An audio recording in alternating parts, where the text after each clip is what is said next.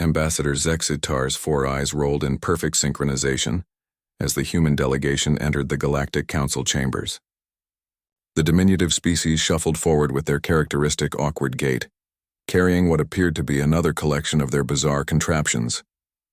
"Honored Council," announced Dr. Sarah Chen, the lead human representative, "we present our latest innovations for consideration." A collective groan rippled through the assembly. The Velconian Chancellor, his crystalline form shimmering with irritation, leaned forward.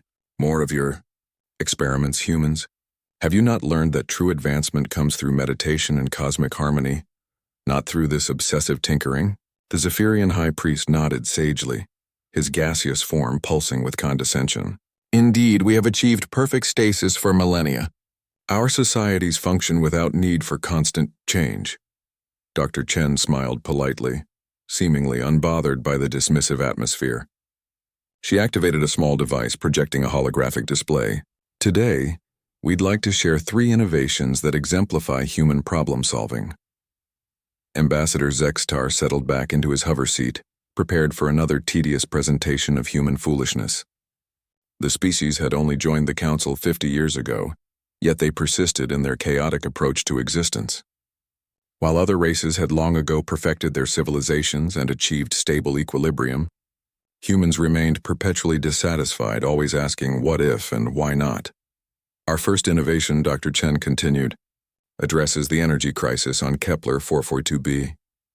She gestured to the hologram showing a dying world. The Altarian colonists have struggled with power generation for centuries. The Altarian representative, a tall being with metallic skin, shifted uncomfortably. It was true. Their world's power systems had been failing for generations, but their culture viewed adaptation as weakness. "We developed this," Dr. Chen said, revealing a compact device no larger than a briefcase. "A quantum resonance generator that harnesses zero-point energy fluctuations. It provides unlimited clean power by essentially borrowing energy from parallel dimensions." The council chamber fell silent. Even the usually vocal Scorian delegation stopped their chittering. Chancellor Vexmore of the Scorians finally spoke, his mandibles clicking skeptically. "Impossible. If such technology existed, surely our ancient sciences would have discovered it." Dr. Chen's colleague, Dr. James Rodriguez, stepped forward. "That's the thing about human curiosity. We don't assume something is impossible just because it hasn't been done before. We had a child, actually, who wondered why her toy quantum spinner behaved strangely near certain materials. That innocent question led to this breakthrough. The second innovation was even more startling. Dr. Chen displayed imagery of the notorious void storms that had plagued the outer rim for millennia, chaotic tempests of dark matter that made space travel treacherous. While other species learned to avoid the storms, Dr. Chen explained, we wondered what would happen if we studied them instead. We discovered that void storms aren't random. They're actually a form of dark matter life. This statement sent shockwaves through the assembly.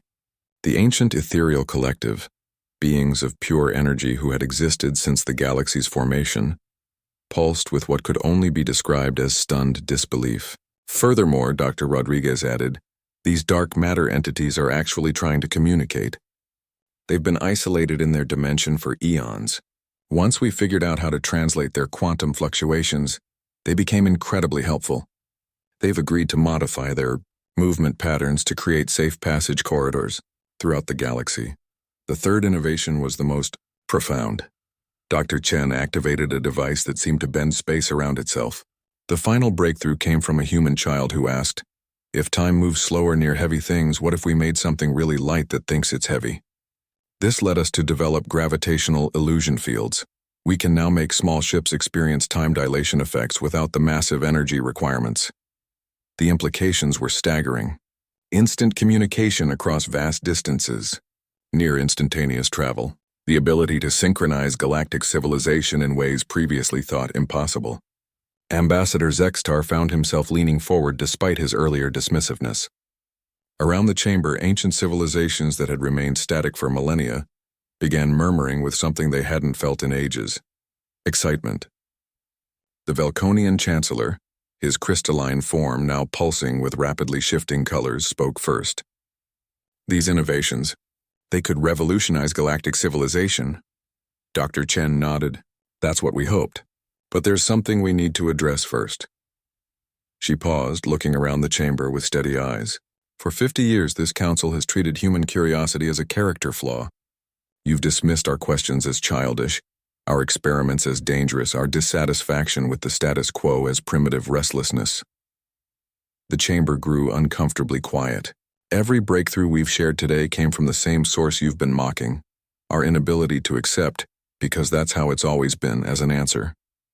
A child's innocent question about why her toy behaved strangely. Another child wondering about the nature of time and gravity. Dr. Rodriguez stepped beside his colleague. We're not asking for an apology.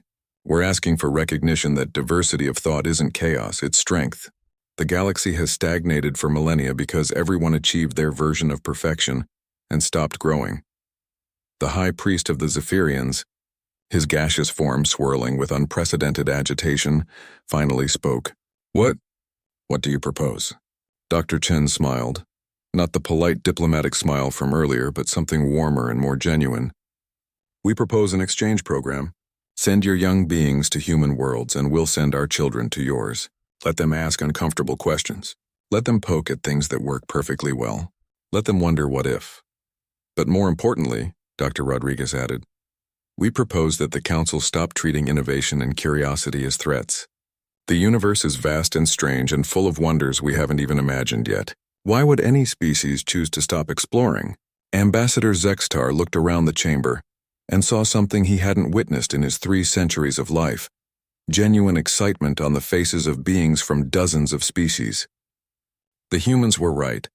The galaxy had grown static, comfortable, and ultimately stagnant.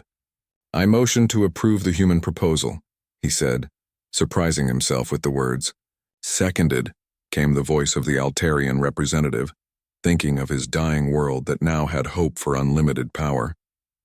As votes of approval echoed through the chamber, Dr. Chen caught Ambassador Zextar's attention.